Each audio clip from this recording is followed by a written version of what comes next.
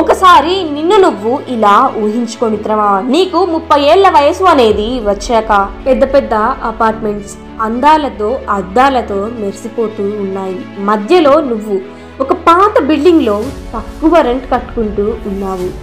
బయటికి వస్తేనేమో రోడ్డు మీద మొత్తం పెద్ద పెద్ద లగ్జరీ కార్స్, లగ్జరీ బైక్స్, కానీ నువ్వేమో ఒక చిన్న పాత బండి మీద వెళుతూ ఉన్నావలా. నీ తోటి వారందరేమో ఎంతో పెద్ద కంపెనీస్ లో జాబ్స్ చేసుకుంటూ మంచిగా ఉంటూ లగ్జరీగా సెటిల్ అయిపోయి ఉన్నారు.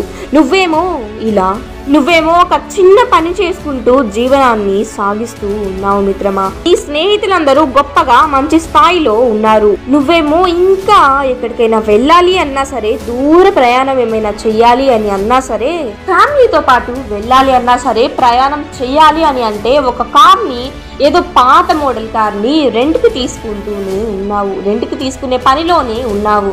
కానీ నీ స్నేహితులందరూ, నీ తోటి వారందరూ లగ్జరీ కార్స్ ని వారికి వారే సొంత కార్స్ తీసుకొని ఉన్నారు. నీ తోటి వారందరూ కూడా సొంత ఇల్లు కట్టుకొని ఫంక్షన్స్ అంటూ, పార్టీస్ అంటూ చేసుకుంటూ ఉన్నారు. కానీ నువ్వేమో ఆ ఫంక్షన్స్ కి, ఆ పార్టీస్ కి వెళ్లే పనిలోనే ఉన్నావు. ఫంక్షన్స్ అనేవి, పార్టీస్ అనేవి ఇచ్చే స్థితిలో నువ్వు లేవు మిత్రమా. సొంత ఇల్లు అనేదే నీకు ఇంకా కట్టే పరిస్థితిలో నువ్వు లేవు. నువ్వు కాదు, నీ స్థాయి అనేది అలాంటిదక్కడ. నీ తోటి వారేమో లైఫ్ లో మంచిగా సెటిల్ అయ్యి హ్యాపీగా జీవనాన్ని సాగిస్తూ ఉన్నారు. మరి నువ్వేమో ఎన్నో కష్టాల మధ్య, బాధల మధ్య, బాధ్యతల మధ్య ఉన్నావు. నీ స్నేహితులందరూ బ్రాండెడ్ వస్తువులతో, బ్రాండెడ్ దుస్తులతో హ్యాపీగా ఉన్నారు. అవన్నీ యూస్ చేస్తూ ఎంతో గొప్ప స్థాయిలో ఉన్నారు. మరి నువ్వేమో ఎంతో నార్మల్ దుస్తులు, ఎంతో నార్మల్ వస్తువులు తక్కువ ప్రైస్ పెట్టి కొనుక్కొని అవే యూస్ చేస్తూ ఉన్నావు. ఇంకా ఒకరోజు నీ స్నేహితులందరితో కలిసి షాపింగ్ కి వెళ్ళారు. వాళ్ళందరూ ప్రైస్ ట్యాగ్స్ అనేవి చూడకుండా, ఏమీ లేకుండా ఏది నచ్చితే అది కొనేస్తూ తీసుకుంటూ ఉన్నారు. అని నువ్వేమో ఏది నచ్చినా సరే కంపల్సరీ ఆ ప్రైస్ ట్యాగ్ అనేది చూసుకుంటూ ఉన్నావు. ఏది నచ్చినా, నచ్చకపోయినా సరే, ఏది తక్కువకు వస్తుందో అదే తీసుకోవాలి అనే ఆలోచనతోనే ఇంకా అక్కడే ఉన్నావు. చివరకు తక్కువలో ఏదైతే వచ్చిందో దాన్ని తీసుకున్నావు. హాలిడేస్లో నీ స్నేహితులందరేమో లక్షద్వీప్స్ అని, మాల్దీవ్స్ అని ఇలా అక్కడికి వెళ్ళాలి, ఇక్కడికి వెళ్ళాలి అని ఆలోచించుకుంటూ, ప్లాన్ చేసుకుంటూ అక్కడికి వెళ్తారు. నువ్వు మాత్రం ఇప్పుడున్న పరిస్థితిలో లక్షద్వీప్స్, మాల్దీవ్స్ అనే కాదు, బీచ్కి వెళ్ళాలి అన్నా సరే మనీ ఎంతుంది అని చూసుకునే పరిస్థితిలో నువ్వున్నావు. వాళ్ళేమో ఎంతో బాగా వెళ్ళి ఎంజాయ్ చేస్తూ ఉన్నారు. ఇప్పుడు బీచ్కి వెళ్తే అక్కడ మనీ పే చేయాలి, రేపు బిల్స్ పే చేయాలి, ఎల్లుండి అవి పే చేయాలి, ఇవి పే చేయాలి అని మనీనే లెక్క పెట్టుకుంటూ కూర్చోవాల్సి వస్తుంది. ఇలా జీవితం మొత్తం ఈ బిల్స్ అని, ఆ బిల్స్ అని, వారికి ఇంట్రెస్ట్ అని, వీరికి ఇంట్రెస్ట్ అని ఇలా పే చేయాలి అని అనుకుంటూనే నీ జీవితం మొత్తం అలా సాగిపోతూ ఉంటుంది. జీవితాంతం ఇవే ఆలోచనలు, దాంతోపాటు ఎంతో స్ట్రెస్, ఏవేవో ఆలోచనలు. ప్రతి ఆలోచనలో ఈ డబ్బు అనేది చాలా తక్కువ ఉందే అనే ఆలోచనే. ఒకరోజు నీకు నువ్వలా కూర్చొని నీ జీవితం గురించి నువ్వే ఆలోచించుకుంటూ ఉన్నావు. ఏమని అంటే, ఏంటి అసలు నా జీవితం ఏంటి? ఇక ఇంతేనా నా జీవితం? ఇక నేను బాగుపడలేనా? నా జీవితాన్ని నేను మార్చలేనా అని? లేదు, నేను నా జీవితాన్ని ఇంకా మార్చలేను. అది ఆ మార్చేదేదో మార్చే వయసులోనే మార్చుంటే బాగుండేది. ఇప్పుడు ఏం చేయగలను? ఇప్పుడు నేను ఏం చెయ్యగలను? ఎంతమంది చెప్పినా సరే ఆ వయసులో నేను వినలేదు. లైఫ్ని ఎంజాయ్ చేయాలి అంటూ ఎంజాయ్ వైపుకి పరుగులు పెట్టానప్పుడు. ఇప్పుడేమో ఇలా కష్టాల్లో మునిగిపోయాను. ఇప్పుడు ఎలా? ఇప్పుడు నేను ఏం చెయ్యగలను? నేను ఆ వయసులోనే మారిపోయి ఉంటే బాగుండేది.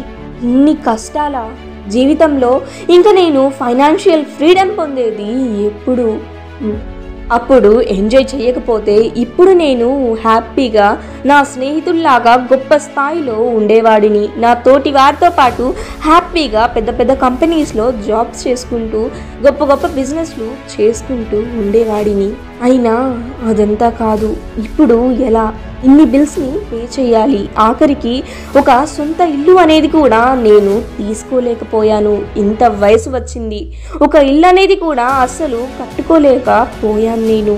అసలు నేను ఇప్పుడు ఎందుకని ఇలా జీవించి ఉన్నాను? ఎందుకని నేను అసలు జీవించి ఎందుకని ఉన్నాను? అని అనుకుంటూ ఎంతో బాధతో కుళ్ళి కుమిలి ఏడుస్తూ ఎంతో బాధల్ని భరిస్తూ బాధలోనే ఏడుస్తూ ఉన్నావు. లేనంత బాధలో ఏడుస్తూ మునిగిపోయేలా ఉన్నావు. ఇక ఆ ఊహ నుండి బయటికి రా మిత్రమా. ఇది ఊహ మాత్రమే మిత్రమా. నిజంగా నీ జీవితంలో అప్పుడు జరిగేది ఇదే.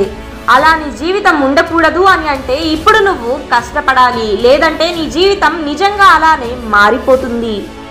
నీ వయసు 30 ఏళ్ళు వచ్చాక నీ జీవితం నిజంగా అలాగే బాధల్లో బరువుల్లో బాధ్యతల్లో ఇలానే ఉంటుంది మిత్రమా. అప్పుడు నువ్వు అలా బాధపడకూడదు అని అంటే ఇప్పుడు నువ్వు ఏం చేయాలి? కష్టపడాలి, కృషి చేయాలి, మంచిగా చదివి గొప్ప స్థాయిలో ఉండాలి అని అంటే ఇప్పుడు నువ్వు కష్టపడాలి. కొంతకాలం కష్టపడు, నీ జీవితం అద్భుతంగా ఉంటుంది మిత్రమా. కొంతకాలం మాత్రమే కష్టపడు, నీ జీవితం సుఖంతో సంతోషంతో ఆనందంతో ఉంటుంది మిత్రమా. ఏం చెయ్యాలో ఆలోచించుకో. ఇప్పుడు నువ్వు జీవితాంతం జయోపజయాలే, సుఖాలే, సంతోషాలే నీకు కావాలి అని అంటే ఇప్పుడు నువ్వు కష్టపడాలి మిత్రమా. అవును మిత్రమా, ఇప్పుడు కష్టపడు, చదువు, కష్టపడి పని చెయ్యి. కష్టమని అనుకోకుండా ఇష్టంగా చెయ్యి మిత్రమా. నీ జీవితాంతం నువ్వు సంతోషంగా ఉండాలి అంటే ఇప్పుడు నీ సంతోషాలని మానుకో. ఇప్పుడు ఎంజాయ్మెంట్స్ అనేవి మానుకో.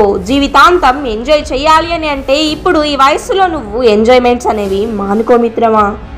Thank you for your watching this video. ఇలాంటి మరిన్ని మోటివేషన్ వీడియోస్ అండ్ కోట్స్ కోసం మన ఛానల్ని సబ్స్క్రైబ్ చేసి సపోర్ట్ చేయండి. ఈ వీడియోని అందరికీ షేర్ చేసి లైక్ చేయడం మాత్రం అస్సలు మర్చిపోకండి. Thank you.